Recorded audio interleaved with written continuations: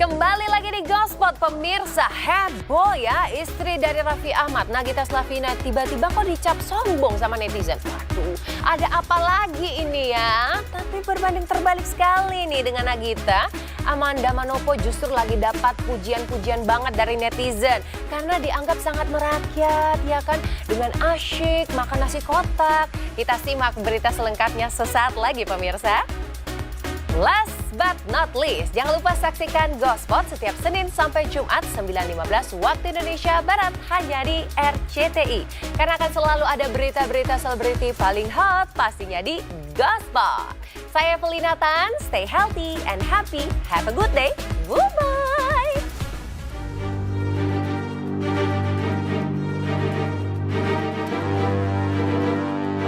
Pemilihan Kepala Daerah Serentak 2024 yang baru saja dilaksanakan beberapa hari lalu sepertinya masih membekas. Apalagi ini merupakan kali pertama pemilu kada serentak hampir di seluruh Indonesia. Dari pesta demokrasi daerah itu ada sekelumit kejadian yang jadi perhatian warganet ketika pasangan selebriti Raffi Ahmad dan Nagita Slavina usai melakukan pencoblosan di TPS-nya. Saat itu pasca pencoblosan, Gigi, biasa Nagita disapa itu, langsung tancap gas terlebih dahulu meninggalkan Raffi, meski saat itu suaminya terus memanggil untuk melakukan jumpa wartawan.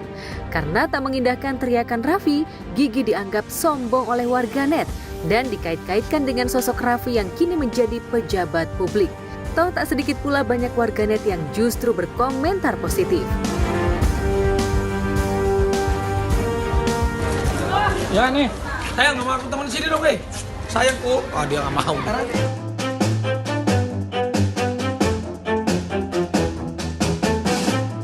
Meski sempat tak menghiraukan panggilan Raffi, tapi pada akhirnya Gigi tetap mendampingi suaminya kok untuk menemui wartawan usai mencoblos. Tapi tetap saja Gigi terekam kamera menyolek Raffi agar mempercepat sesi wawancaranya. Hingga Raffi pun mengamini ajakan istrinya tersebut. 2-03, 2-03. Di 03, T202, T1 gabung jadi satu. Ya. Ya, pokoknya salam semua untuk semua para petugas ketertiban TPS di seluruh Indonesia. Sehat-sehat semua. Amin.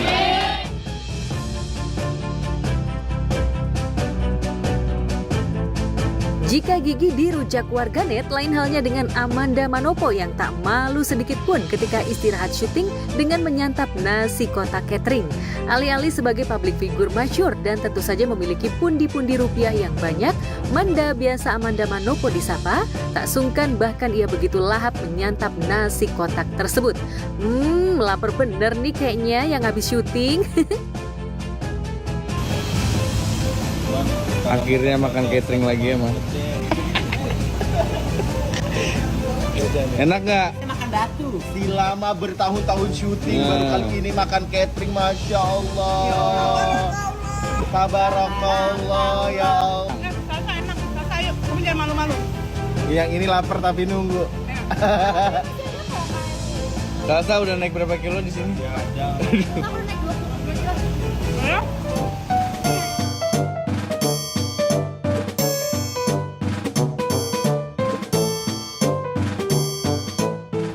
Jika Manda begitu lahap, lain halnya dengan Salsabila lawan mainnya di sinetron Cinta Yasmin yang tampak menahan lapar lantaran makanan yang dipesannya belum juga datang. Tak sampai di situ, aksi kocak Manda juga jadi sorotan saat ia mengenakan kostum balon. Bahkan kostum ini cukup nyeleneh dan juga berhasil membuat warganet terhibur. Kostum balon tersebut berbentuk celana yang seolah-olah sedang digigit oleh seekor buaya. Tampak mendalami peran, Manda pun memamerkan ekspresi wajahnya yang pura-pura kesakitan. Waduh, meleng dikit Manda jadi komedian nih. Kenapa, Neng? Sakit-sakit, digigit. Kenapa? Digigit. Ya.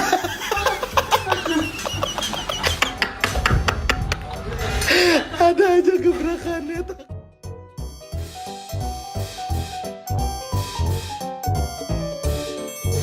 Tak kalah kocak dan nyeleneh dengan backsound lagu Kung Fu Fighting, Manda tampil kocak mengenakan kostum balon berbentuk seperti badan sumo. Tak hanya itu saja, ia juga tampak begitu lincah saat berpose menirukan beberapa gerakan sumo.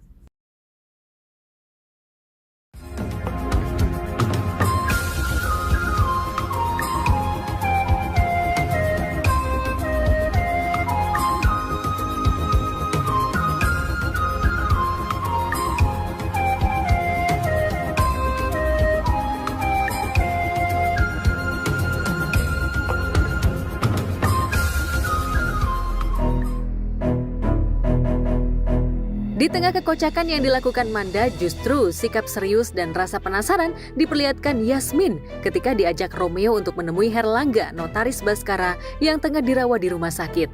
Dari keterangannya sebelum meninggal dunia, Baskara ternyata sudah merencanakan bakal mengubah kepemilikan perusahaan Cakradinata menjadi milik Yasmin. Waktu itu kami sedang melakukan virtual meeting. Pak Baskara bilang kalau perusahaan Cakradinata akan diberikan ke anaknya Yoga. Dan Pak Baskara juga bilang kalau beliau sudah menemukan anaknya Yoga. Kalau tidak salah ingat, namanya Yasmin.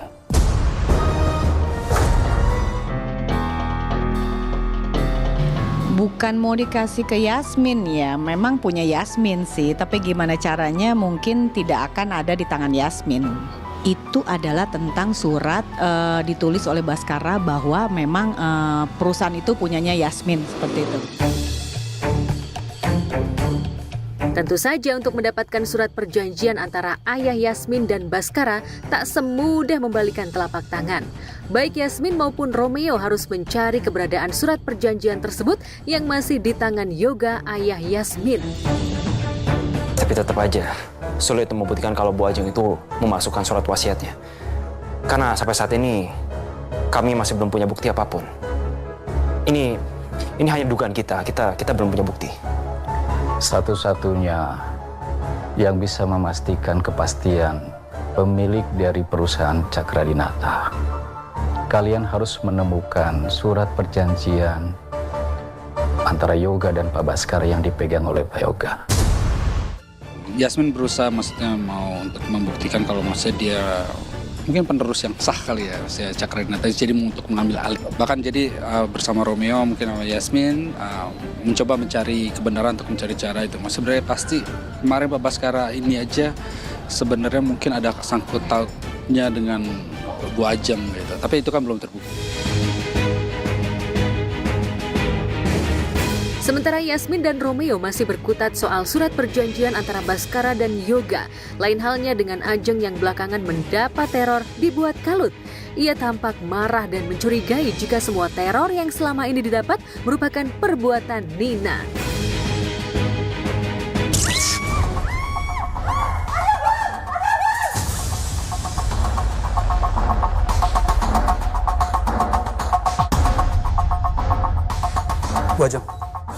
Bu Ajeng, ini bukan bom.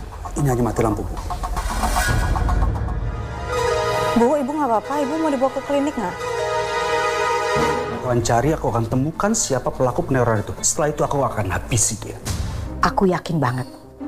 Pasti ini kerjaan orang lain. Nggak mungkin anaknya Rati dan Yoga. Atau jangan-jangan Nina. Enggak, karena aku tahu banget perempuan yang sangat berani dengan Ajeng Cakradinata ya cuman si Nina ini gitu. Cuma Nina wanita yang sangat berani dan sangat serampangan untuk membuat Ajeng itu hancur seperti itu.